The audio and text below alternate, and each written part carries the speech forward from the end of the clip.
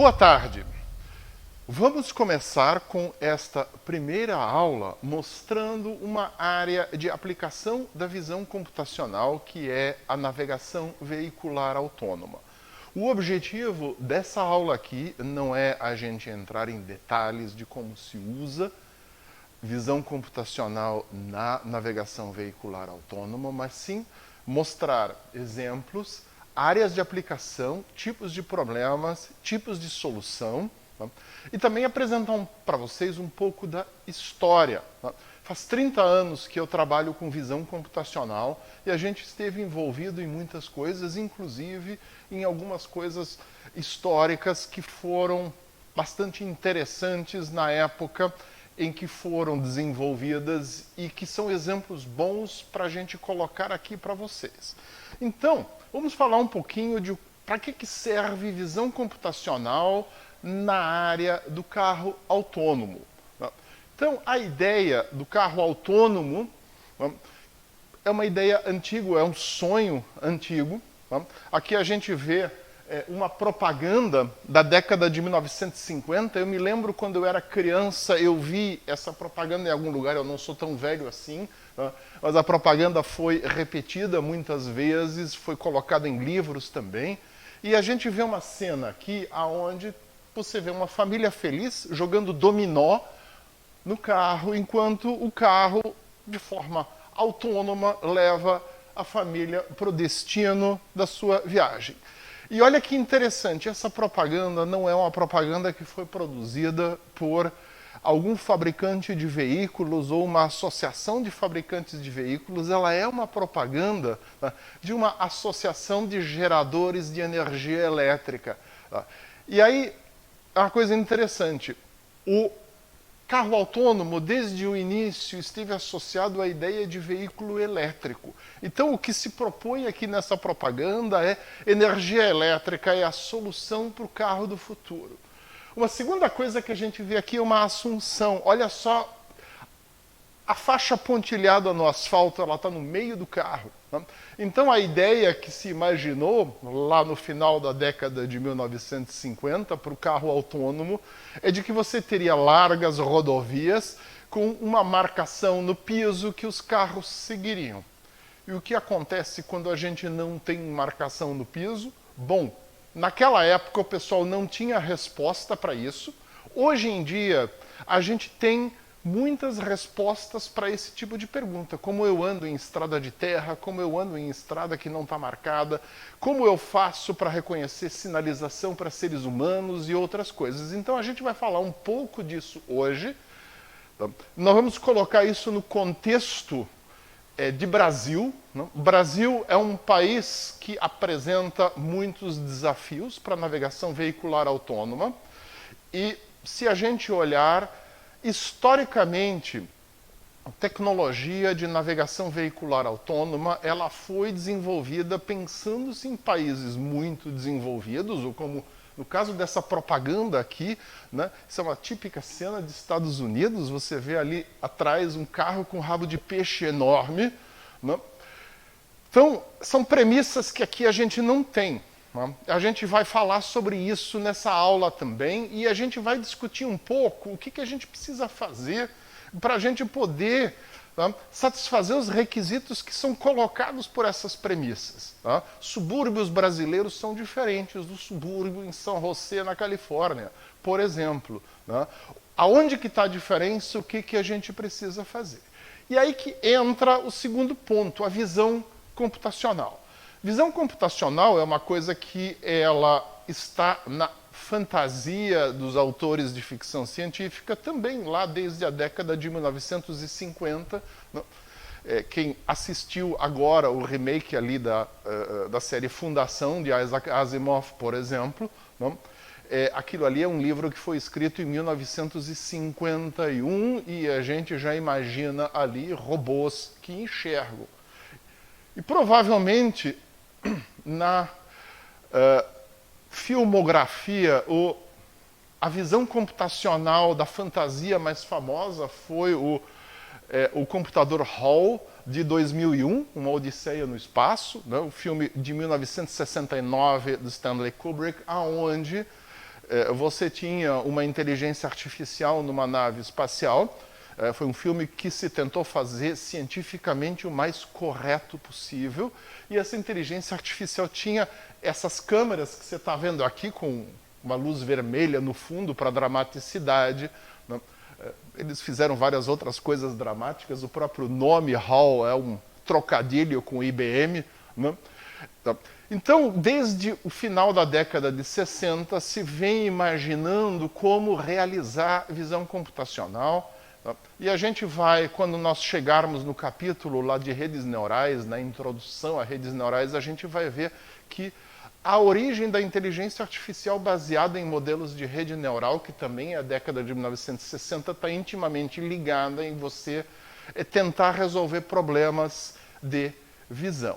Bom, nessa época também, final da década de 60, início da década de 60, se tem os primeiros experimentos com navegação veicular autônoma. Isso aqui é um filme britânico de um carro japonês, né, onde se tentou, de fato, já implementar um tipo de visão. E olha lá, marcação no piso e alguma coisa muito simples em termos de câmera acompanhando essa marcação no piso, né?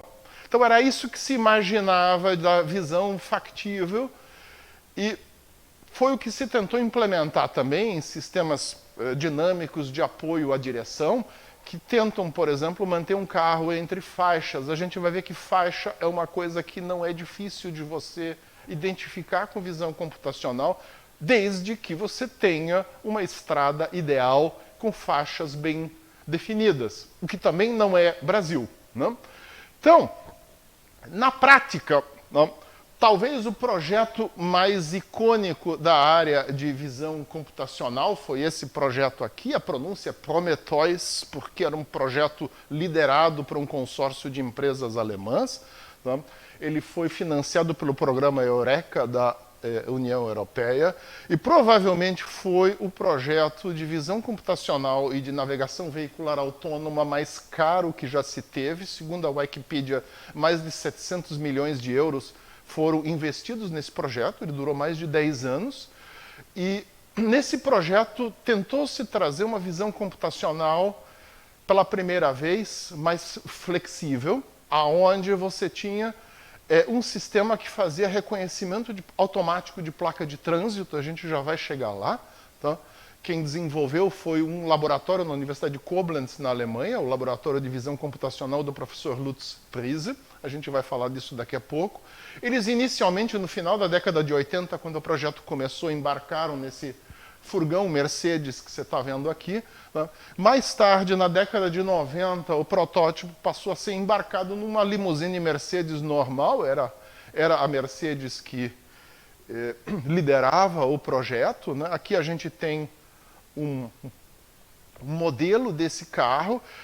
No porta-malas ele tinha um tipo de computador desenvolvido na época por uma empresa alemã especializada em inteligência artificial. Esse computador se chamava Transputer, e era um computador especializado em processamento paralelo. Ele tinha processadores especialmente desenvolvidos para trabalhar com várias coisas em paralelo, né? Hoje em dia a gente está acostumado com GPUs com centenas de processadores e a gente não imagina que revolução que isso foi na época.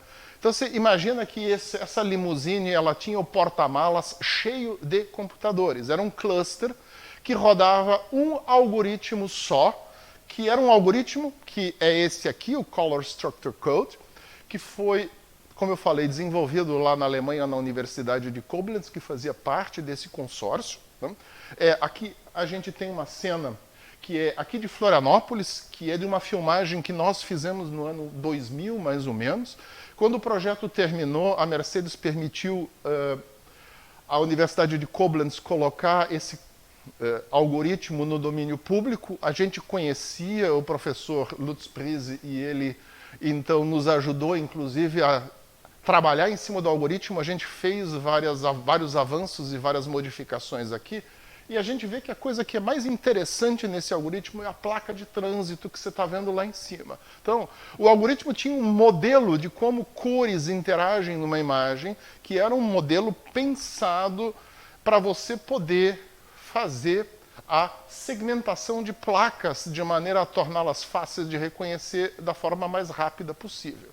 Com aquele porta-mala cheio de computadores, aquele carro era capaz de fazer 6 quadros por segundo. Quer dizer, ele tinha uma latência de 150 milissegundos, que é o tempo de resposta de um motorista experiente, mais ou menos, para reconhecer uma imagem. Você imagina que, na prática, isso não era factível, eu andar com um porta-mala cheio de computadores, mas é uma coisa que foi a primeira vez que se tentou fazer algo que eu acho que é o ponto mais importante. As rodovias, elas são pensadas para ser humano. O ser humano dirige o carro na mão, na rodovia tem placa, na rodovia tem sinalização, a rodovia tem outros participantes do trânsito. E se a gente quer trabalhar em visão computacional, seja para sistemas tipo ADAS, seja para navegação veicular autônoma, a gente precisa ser capaz de reproduzir a percepção humana, a forma humana de enxergar a estrada.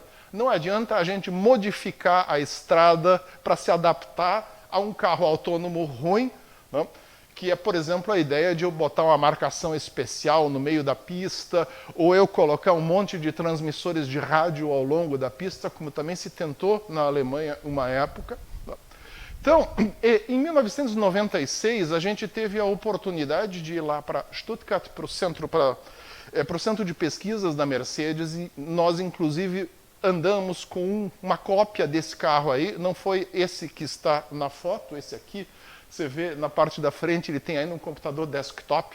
Tá? Quando a gente esteve lá, eles já tinham o tijolão que passava por notebook na época, em 96, era um negócio grosso assim, que funcionava como computador de controle na frente, não tinha mais aquele trambolho ali. Tá? E nós fomos lá não por causa da navegação veicular autônoma, a gente foi lá por causa do radar. Tá? Então aqui, nessa imagem que você está vendo, não está descrita a parte de radar do carro, a imagem é em cima da parte de visão computacional. O carro também tinha radar. Tá? E nós estávamos, na época, trabalhando com um projeto com a Rede Ferroviária Federal Alemã, e o objetivo era fazer um sistema de vigilância de passagem de nível para identificar quando algum carro morria em cima dos trilhos, né, para você poder parar à distância um trem antes que o trem batesse no carro. E uma das coisas que a gente foi fazer foi testar o radar que a Mercedes tinha desenvolvido para colocar nesse carro. A gente andou bastante, fizemos um monte de experimentos, depois eu vou falar um pouco disso. Tá? Mas, bom, então, o que isso significa em termos de Brasil e em termos de tecnologia que a gente tem hoje? Não? Então, essa é uma imagem fantasia aqui para ilustrar, eu gerei com inteligência artificial Midjourney, não? Onde a gente vê um carro com cara de Jaguar andando em algum bairro brasileiro. Né?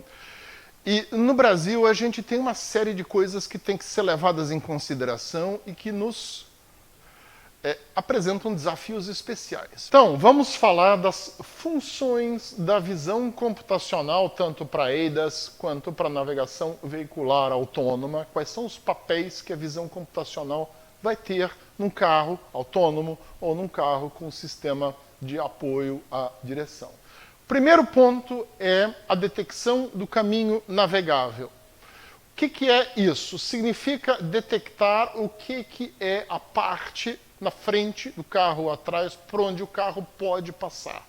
Tá? Segundo ponto é a identificação do tipo e da qualidade do pavimento. Não adianta só eu dizer a estrada vai por aí, mas dependendo, principalmente aqui no Brasil, a estrada pode ter um monte de lama, um areião, uma rachadura. Eu posso estar numa pista asfaltada, mas cheia de panelas. Então é importante eu também poder identificar esse tipo de situação e passar isso, seja para o carro autônomo, seja para o motorista. Além disso, é importante a gente detectar sinalização. Ou seja, você identificar placas de trânsito que nos apresentam informações de limite de velocidade, identificar outros parceiros dentro do trânsito, que podem ter um comportamento imprevisível, identificar obstáculos, animais na pista, e outras coisas, eventualmente um desvio com gelo baiano pelo meio do caminho, e por aí vai. E por último, nós temos a questão da pelotonização, que é um termo que eu criei em português, que vem do inglês platooning, que é aquela questão de você formar comboios de caminhões, é uma coisa que não é tão significativa na área da navegação veicular autônoma de carros, mas ela é importante na área do caminhão. E quando você trabalha com isso, você precisa não só comunicação entre os caminhões, você precisa de visão computacional também. A gente vai chegar lá. Tá? Muito bem. Então, essa imagem que você está vendo aqui é uma imagem que ela vai ser apresentada muitas vezes. Tá? Você viu isso, tanto a ITU quanto a SAE, quanto outros trazem isso em diferentes variações, e aqui ela mostra os diferentes tipos de sensores que você vai ter num veículo, sensores ativos e sensores passivos, e o que se espera que cada um deles faça. Verde para ultrassom, azul para câmeras e roxo para LiDAR e radar. Então, na área das câmeras, o que tradicionalmente se entende que a visão computacional vai trabalhar são estas áreas aqui. As outras áreas de câmera são para apoio ao motorista, para você olhar numa tela, etc. A parte onde se busca informação para dar parâmetros para um comportamento automático do carro são essas questões em laranja que nós estamos vendo aqui. Tá? Bom, isso aqui é bastante limitado. E eu digo, dá para a gente ir além e usar a visão computacional também para outras áreas, por exemplo, a questão de frenagem de emergência e a questão de reconhecimento de sinalização à distância e, inclusive, toda a questão de você identificar outros veículos à distância, você manter distância, você sincronizar a velocidade com o veículo que está à frente e assim por diante, também dá para a gente usar visão computacional. Novamente, aquilo que eu falei antes, a gente tem que pensar assim. As rodovias, elas foram, tanto a sinalização quanto a estrutura da rodovia, foram pensadas para humanos usarem, humanos dirigem vendo a rodovia. Se a gente quer que um veículo tenha um sistema de apoio ao humano ou ande sozinho, a gente precisa ser capaz de mimetizar esse comportamento, ou seja, enxergar a rodovia e reagir. Né? Visão computacional tem mais algumas vantagens também, como eu falei antes, lá em 96, a gente teve lá em Stuttgart, na Alemanha, e nós fizemos vários experimentos com o radar que na época a Mercedes tinha desenvolvido para a classe S deles, né? E como o nosso objetivo era outro, né, o objetivo era de usar isso num projeto com a Rede Ferroviária Federal Alemã, onde se pretendia identificar se um carro morria, por exemplo, numa passagem de nível, de maneira que se pudesse frear um trem à distância. Então, tem que pensar assim, em 1990 e pouco era proibitivo você colocar uma câmera numa passagem de nível e acessar essa câmera pela internet, era impossível, mas os dados de radar era possível. E nós fizemos uma série de experimentos junto com o pessoal da Mercedes, a gente espalhou um monte de coisas diferentes na pista de testes deles, desde um caminhãozinho Mercedes até uma lata amassada de Coca-Cola, passando por tonéis e outras coisas. Na época, eu tinha escrito um programa que a gente usou, que era um programa de captura de dados do radar, para a gente fazer, inclusive, a montagem dos objetos da nuvem de pontos do radar. E a coisa que deu o eco mais forte em tudo aquilo que a gente colocou na pista foi a lata de Coca-Cola amassada. Por quê? O para-choque do Mercedinho, do caminhão, ele é reto. O radar bate, ele vai dar um eco pontual de volta, que é o eco refletido por uma superfície plana. A lata de Coca-Cola toda amassada, ela produz uma dispersão do sinal de radar e devolve vários ecos trafegando em diferentes direções. Isso pode dar uma impressão aparente de que a lata, na verdade, é algo muito maior diante do radar do que o para-choque do caminhão. Isso é um problema que a gente tem com a física de radar, que é explorada, por exemplo, por aqueles aviões invisíveis, que são todos formados por superfícies planas. Eles não são invisíveis ao radar, na verdade. Eles refletem o radar numa direção só e reduz a probabilidade de que uma estação de radar vá receber aquele eco.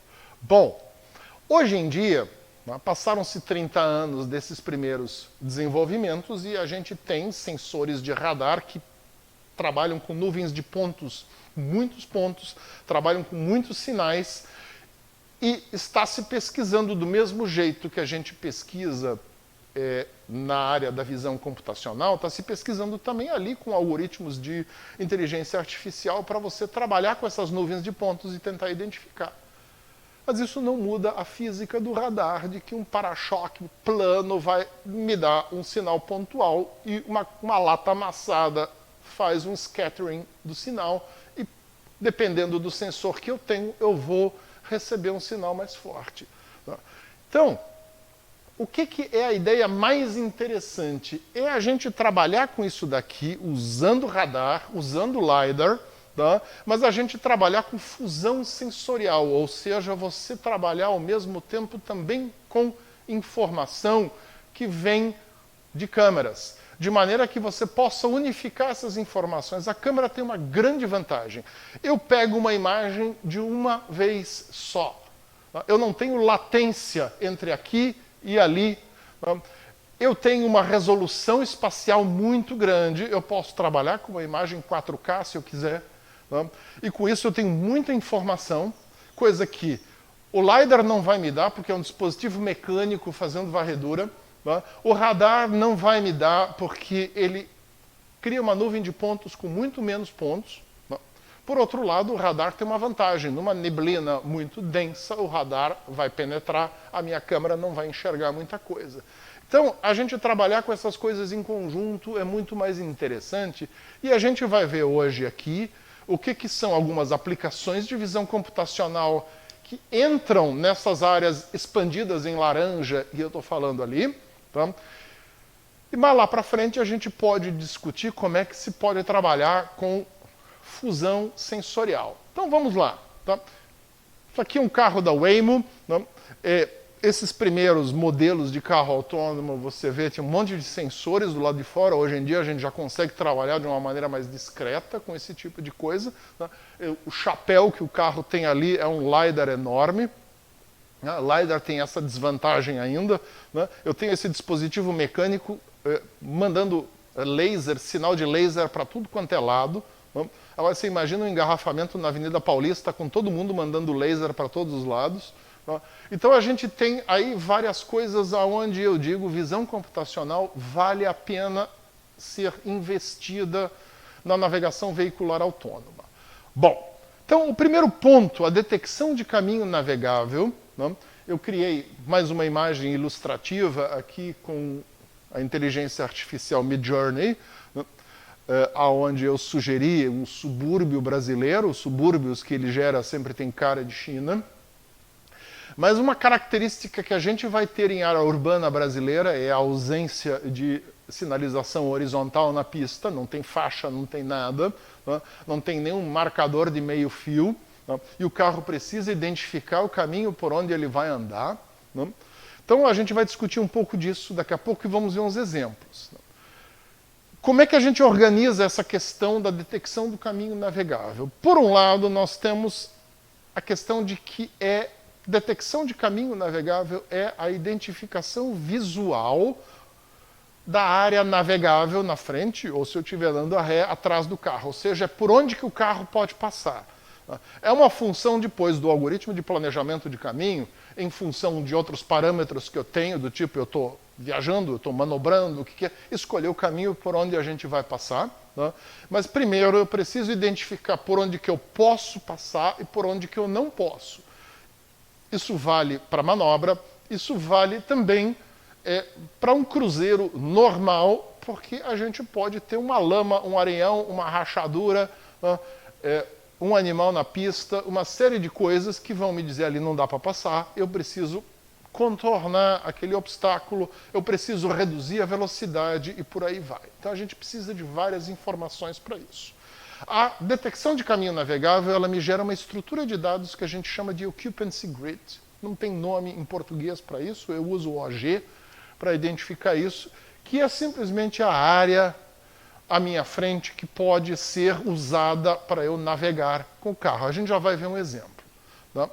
E o OG, então, é usado lá no planejamento de caminho, como eu falei. Muito bem.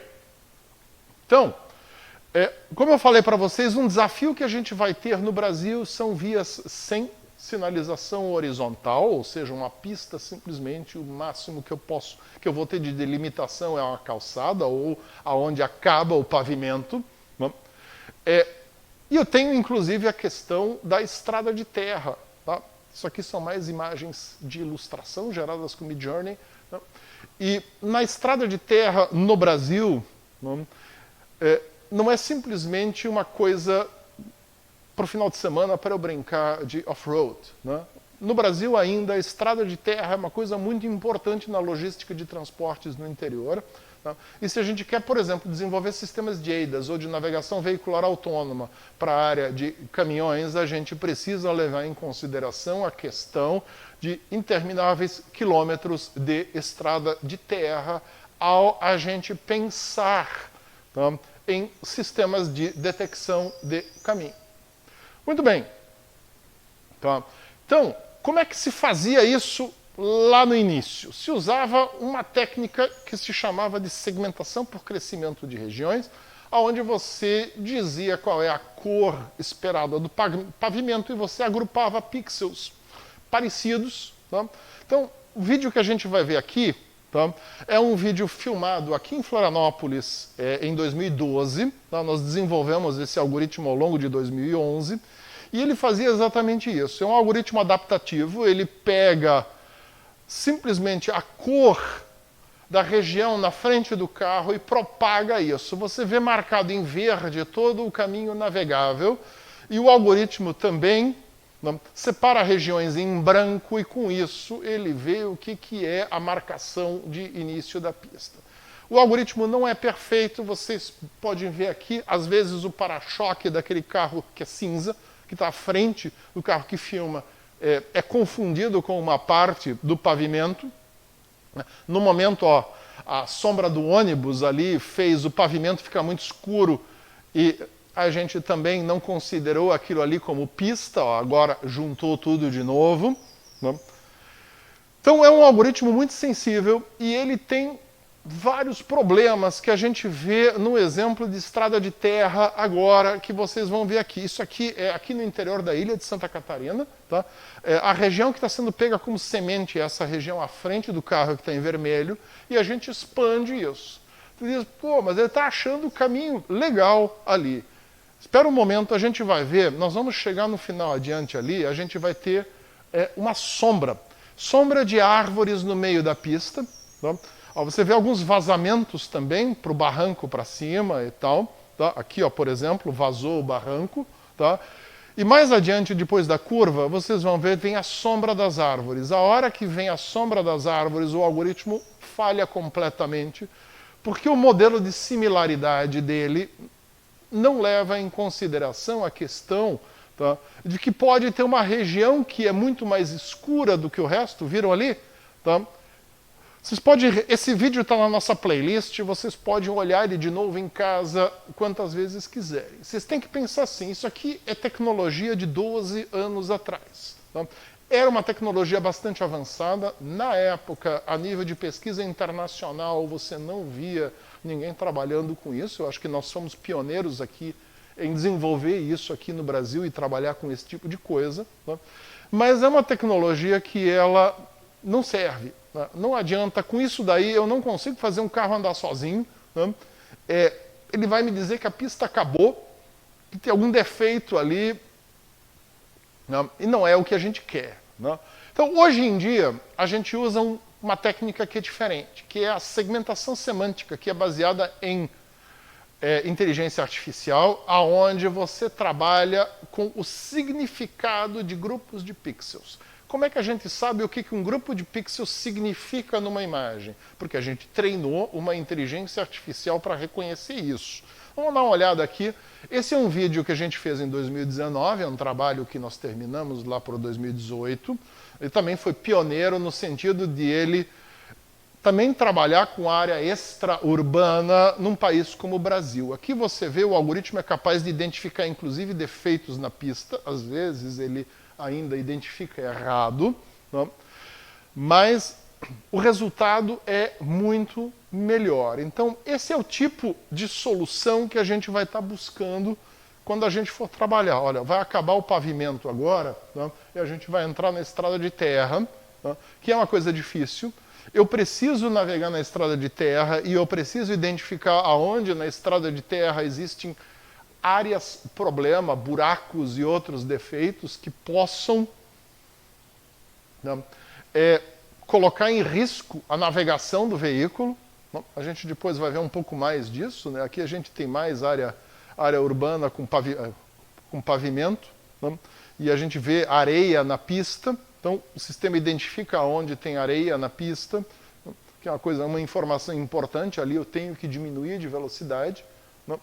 E daqui a pouco é só areia. A transição entre pavimento e areia ela é bem sutil. Então, e agora a gente está navegando em areia e daqui a pouco a gente vai chegar de novo numa pista pavimentada com sinalização horizontal extremamente apagada. Não? Você observar o vídeo, você vai ver a faixa é muito ruim de ver, mas mesmo assim o algoritmo é capaz de identificar aonde que tem a faixa. E aqui ó, tem uma área com um monte de buraco, um monte de defeito no pavimento, o sistema também identifica. Tá? Muito bem. Então, esse é o próximo ponto. Tá? Essa palavra-chave, defeitos no pavimento. Mais uma imagem sintética de inteligência artificial mostrando um comboio de caminhões numa estrada de terra, em algum lugar no interior do Brasil, talvez. Tem uma escara de África com essas acácias lá ao fundo. Não? Mas a ideia é, eu preciso saber não só se eu estou andando numa estrada de terra ou se eu estou andando numa estrada de pavimento bom, mas eu preciso também saber, choveu, está molhado, tem lama. Não? Então, como é que a gente trabalha com isso? Não? A ideia é não só eu dizer aonde que eu posso navegar, mas eu classificar essa área. Não? Eu poder dizer, ó, aqui eu tenho paralelepípedo de boa qualidade, sem sujeira e não está molhado, eu posso andar a uma boa velocidade aqui. Tá? Muito bem. E aqui, nessa parte da detecção de tipo e qualidade de segmento, a gente pode fazer um outro de pavimento, a gente pode fazer um outro tipo de fusão sensorial, que é você fazer fusão sensorial com sensores inerciais. Você trabalhar com giroscópio, com acelerômetro, tá? E você avaliar a vibração da suspensão do carro, você trabalhar na vibração das balanças, você trabalhar com força centrífuga na movimentação do carro e você trazer essa informação para junto da visão computacional. A gente desenvolveu um sistema que faz isso, não vou falar dele aqui agora, mas é uma coisa que dá para você fazer, está lá na nossa playlist também, se você quiser dar uma olhada. Muito bem. De um ponto de vista de classificação de qualidade e tipo de pavimento, com a visão computacional é mais simples do que achar o caminho navegável, porque eu só preciso trabalhar com a imagem e classificar os elementos principais da imagem. Enquanto eu estiver trabalhando com visão computacional, usando inteligência artificial, isso aqui é relativamente simples, fácil de fazer. Esse é um exemplo que você está vendo aqui do nosso sistema, que também é de 2018 para 2019, que a gente desenvolveu que faz isso. Tá? Então, por exemplo, aqui a gente tem asfalto ruim no alto dessa ponte, porque está cheio de areia. Agora o asfalto ficou bom. Tá? A gente, inclusive, atribui um valor de confiança à qualidade, a essa classificação de qualidade. Né? Tá? Ó, ficou ruim, ficou melhor de novo. Né? A gente pode ir levando isso adiante, tá? Por alguma razão parou o vídeo agora aqui.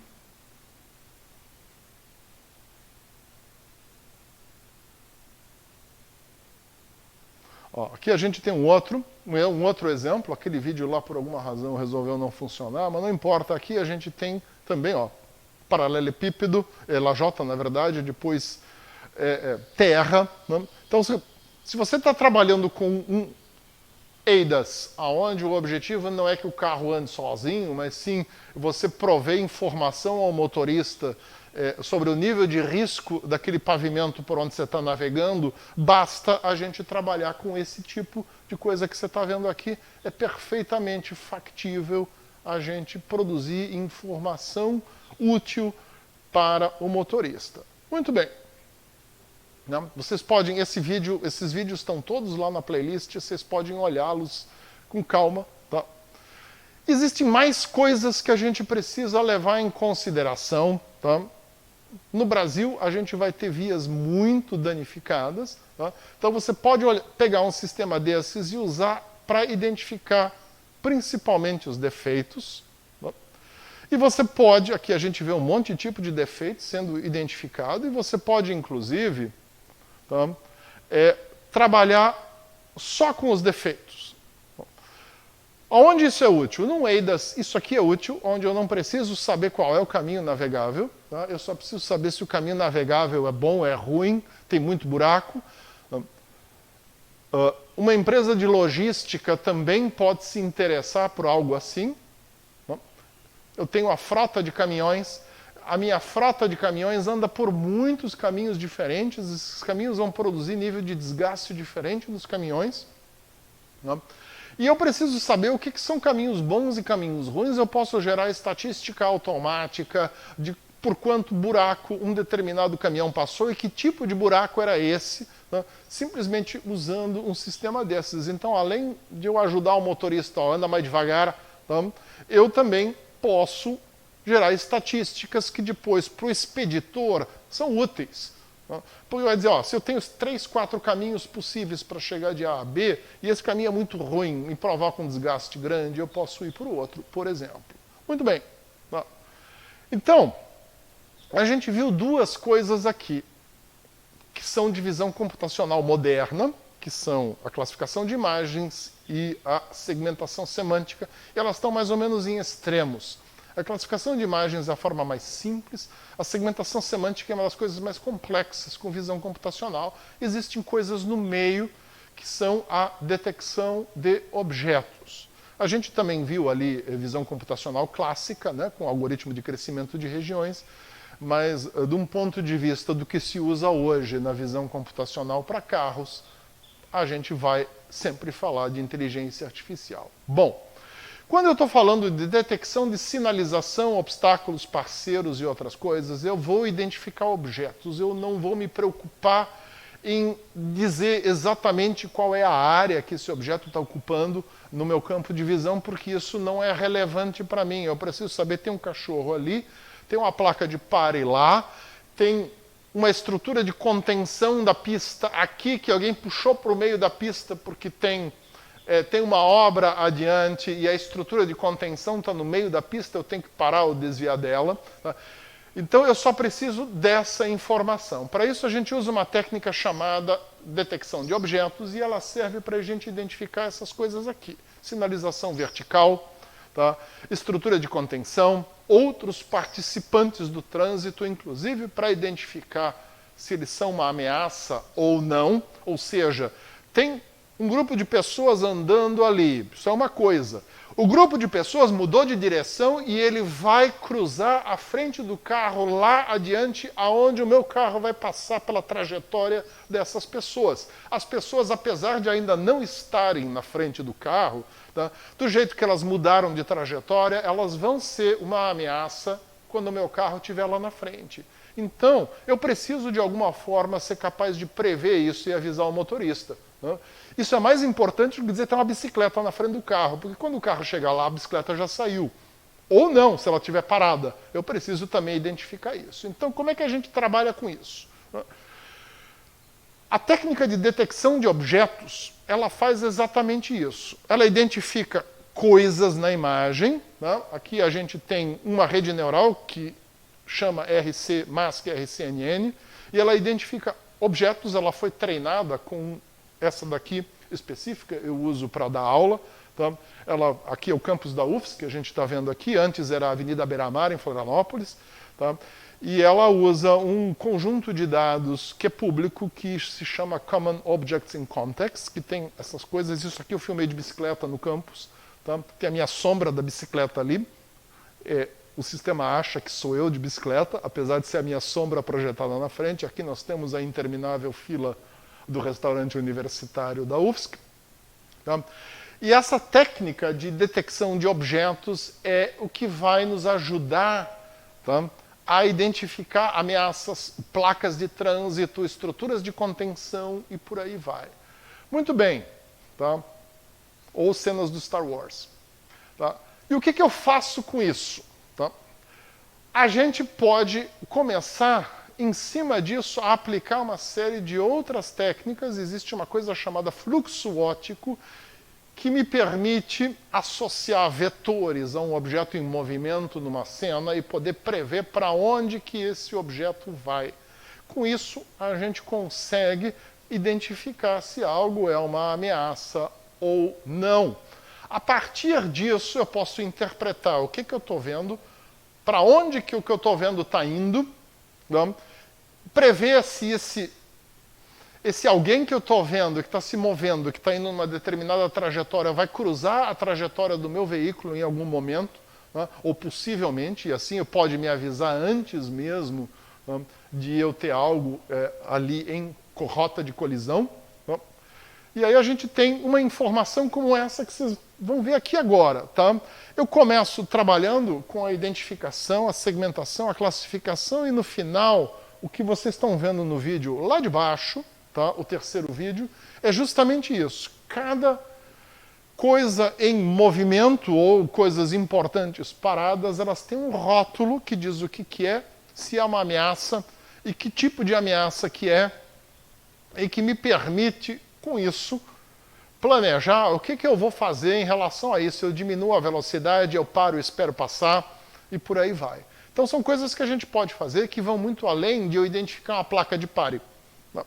E isso também é tecnologia que a gente já tem, que não é embarcada em carros hoje ainda, porque quando essa tecnologia surgiu, há 3 ou 4 anos atrás, ainda era uma coisa que usava muita capacidade computacional, era difícil você embarcar. Do mesmo jeito que lá no projeto Prometheus, a Mercedes embarcou um cluster de computadores no porta-malas de um carro. Aquilo não era factível para um carro comercial, mas serviu para a gente fazer uma prova de conceito disso tudo. Muito bem. Então, a gente também pode ir para outras coisas quando a gente tem questões muito específicas. Esse aqui é um vídeo onde a gente usa a detecção de objetos, tá? Num carro elétrico de corrida da Fórmula SAE. Tá? Esse aqui é da equipe de competição lá da UFSC. Tá? Está desenvolvendo um carro autônomo para participar da variante autônoma da Fórmula SAE. E aqui a gente tem uma pista que é delimitada por sinalização vertical, que são cones, e com isso fica muito mais simples a gente trabalhar, a gente não precisa... O caminho navegável é dado por um polígono gerado a partir dos cones. Né? Então a gente tem outras questões. Aqui está a página do nosso projeto, se vocês quiserem dar uma olhada. A gente tem muitos outros exemplos de coisas interessantes, tá, sendo feitas. Então aqui, essa detecção de cones, eu estou trazendo aqui também porque a gente vai fazer um exercício. Tá? Vocês vão trabalhar com detecção de objetos e a gente vai usar o nosso conjunto de dados aqui da equipe de competição da UFSC, de cones, para a gente começar a aprender como é que a gente trabalha com detecção de objetos. Tá? Não vamos fazer algo complicado como achar placa de pare ou coisa assim. Muito bem. E o que mais que a gente precisa na detecção de objetos? Por exemplo, estruturas de contenção, tá? Que não necessariamente são padronizadas no Brasil. Aqui a gente tem um gelo baiano com anabolizante dividindo as pistas, e tem a mesma cor da sinalização horizontal. Se eu me basear só em cor para classificar esse negócio, eu sou capaz de confundir isso com uma faixa. Então é importante eu ter um mecanismo que me diga isso aí é uma estrutura de contenção de concreto, não é uma faixa pintada no chão. Tá? Nem sempre a estrutura de contenção vai estar no estado que se espera que esteja, mas isso aí, por exemplo, não é navegável. Então, essa área do lado do acostamento é uma área que eu não posso usar como área de fuga em alguma situação de emergência, porque tem a estrutura de contenção ali, né? Eu tenho que saber disso. Eu preciso, mesmo que a estrutura de contenção esteja nesse estado, eu preciso ser capaz de identificá-la, né? E o Brasil é um país tropical onde o capim cresce. Então, encontrar uma sinalização vertical no estado dessa daqui também não é algo tão incomum, e a gente também precisa ter mecanismos que são capazes de identificar aquilo ali como uma placa de trânsito, no caso aqui, ultrapassagem proibida.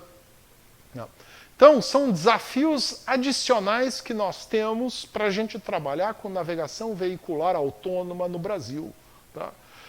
Bom, se vocês quiserem mais informações, por exemplo, existem muitas competições de veículos elétricos, a Fórmula SAE, aqui eu juntei várias e inclusive algumas outras. Né?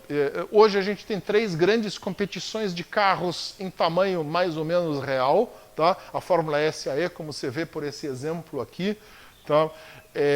O carro é um pouco menor, porque a ideia é que seja um carro que pode ser construído por estudantes. Eles têm algumas normas que o carro que é usado numa competição tem que ter sido construído pelos estudantes naquele ano da competição. Né? Mas existem outras competições, como a Fórmula Indy Autônoma e a RoboRace. A RoboRace é muito interessante porque a RoboRace especifica um kit para cada ano e você tem que usar aquele kit.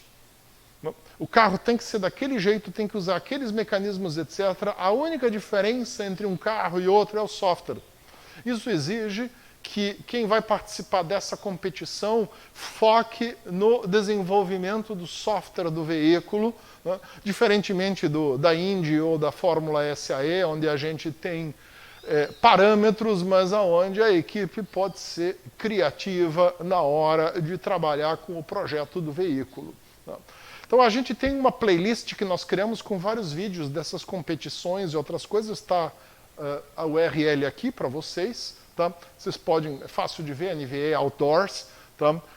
Vocês podem, em algum momento, acessar isso aqui e dar uma olhada e se divertir. Tá? Da mesma forma, tá? Para as pessoas começarem a trabalhar com veículo autônomo, existem também competições de carros em escala, modelos. As duas principais são, uma é a Carolo Cup, que é sempre organizada pela Universidade de Braunschweig, na Alemanha. Então, vocês já viram que na Alemanha se fala muito de carro autônomo. Tá? Eu criei uma playlist, NVA Outdoors, tá? Para vocês. Tá? Aqui tem um exemplo, isso é lá no ginásio de esportes da cidade, em Braunschweig, onde a competição acontece. É uma pista desenhada no chão e o pessoal participa do carro. Tá? Existe uma outra competição que é a Donkey Car, que ela se baseia num modelo muito interessante de veículo, que é uma ideia que a gente chama de imitation learning. O imitation learning funciona como? Você treina o carro usando controle remoto, o carro tem câmera, e você só associa aquilo que a câmera está vendo com comandos de controle remoto que você passa para o carro. Depois disso, a ideia é que o carro funcione como um dispositivo pavloviano e repita os comandos que você deu para ele enquanto estava treinando, quando ele vir cenas similares. O Donkey Car são carros pequenininhos e é muito popular. Né? Pode ser usado, por exemplo, com aqueles computadores Jetson Nano, que já tem GPUs poderosas hoje em dia. Né? E você vai encontrar kits de Donkey Car na Amazon e em outros dessas lojas online de eletrônicos. Tá? Aqui um exemplo de Donkey Car. Eles usam, da mesma forma que na Fórmula SAE, eles usam cones de demarcação, além da marcação de pista. E é uma coisa muito interessante para quando a gente começa a trabalhar com carro autônomo. Se você quer fazer um experimento em casa, tá? A minha sugestão é comece com um carrinho Fórmula Donkey Car. Tá? Compre algum kit pronto e comece a brincar com o seu software de treinamento e depois vá avançando. Tá? Muito bem. A última coisa é algo que eu pensei bastante se eu ia trazer aqui nessa aula onde a gente fala de visão computacional e que aplicações que ela tem. Mas eu acho que ela é interessante porque é uma coisa que para o Brasil tem significado. Novamente uma imagem fantasia, também pensada, entre aspas, pelo Midjourney, de um pelotão de caminhões andando numa estrada no interior do Brasil. Né? E o que acontece no platooning, ou na pelotonização? Eu vou passar um exemplo para vocês aqui, eu fiz alguns cortes de alguns vídeos aqui. Tá? Isso começou na Europa em 2016 com uma competição que foi organizada lá, aonde participaram vários fabricantes de caminhões. Né? E o objetivo é você simplificar o processo de, inclusive, permitir que de forma ad hoc, né, vários caminhões consigam se organizar num pelotão. Qual é a vantagem do pelotão? Primeiro, se eu consigo conectar vários caminhões andando em comboio, né, eu consigo reduzir as distâncias entre os caminhões, porque eu não dependo mais do motorista do caminhão ter o meu tempo de resposta para frenagem. Né? Eu não preciso mais fazer o método lá que você aprendeu na autoescola, pega a minha velocidade, divide por 2, expressa em metros e essa é a distância para o carro da frente, tá? Porque se eu tenho um comboio em comunicação e ele funciona como um comboio ferroviário, é o líder do pelotão que vai estar olhando a rodovia, vai estar olhando o trânsito, vai estar identificando ameaças, e a partir dali, quando ele identifica uma ameaça e vai frear, esse comando é passado para todos os caminhões do pelotão e todo mundo freia junto. Então eu consigo reduzir velocidade, eu consigo aproveitar melhor o vácuo do caminhão da frente, eu consigo ocupar menos espaço na rodovia e quem está nos caminhões de trás pode relaxar, porque o líder do pelotão está trazendo informação que ele vai juntar com visão computacional. Mas cada caminhão do pelotão precisa também de visão computacional. Não é só isso. Então, na Europa se continua trabalhando isso. Tá? O Ensemble é um projeto que veio depois. Né? No Ensemble se juntou 7 fabricantes de caminhões e mais uma série de empresas de universidades. Foi liderado por uma universidade holandesa, esse projeto. Né? E aqui se tentou, inclusive, um modelo multimarcas, ou seja, como que eu consigo ter toda uma infraestrutura de ADAS num caminhão, de maneira que ele possa comunicar com outros caminhões, possa se inserir ou se excluir de um pelotão, e quando ele está dentro do pelotão, ele está andando com todo o resto, por exemplo, atravessando a Alemanha, indo à Polônia, levando carga, buscando coisas, de maneira a que o motorista fique relaxado. Se a gente for aplicar isso no Brasil, tá? Então, o que se fez lá em 2016 foi essa aqui, a European Truck Platooning Challenge, tá? E a partir dali que se montou aquele projeto, aquele outro projeto Ensemble, que foi financiado pela União Europeia e que juntou todo mundo que participou desse desafio aqui. Tá? Bom, o que significa isso em termos de Brasil? Agora a gente tem uma imagem real. Tá? Eu não gosto de pegar foto de outros, eu prefiro gerar as minhas imagens ou usar resultados dos meus projetos de pesquisa, ou pelo menos colocar fotos de coisas com que eu tive contato, mas aqui a gente não achou nenhum exemplo, então eu coloquei uma foto da internet para vocês. Tá? Isso aqui é uma realidade brasileira. Tá? Então se a gente quer pensar em ter esse tipo de tecnologia aqui no Brasil, a gente precisa pensar em estrada desse tipo. Será que é viável? Será que não? Que a gente está sendo ingênuo. Provavelmente aqui a gente não vai conseguir organizar um pelotão, tá? Mas se eu pensar no interior do Mato Grosso, Mato Grosso do Sul, que eu tenho regiões planas intermináveis, isso é possível. Mas lá também tem estrada ruim, tem lombada no meio do nada, tem uma série de coisas que a gente precisa levar em consideração. Tá? Então isso são tudo coisas que são importantes. A ideia dessa aula é motivar por que eu preciso de visão computacional.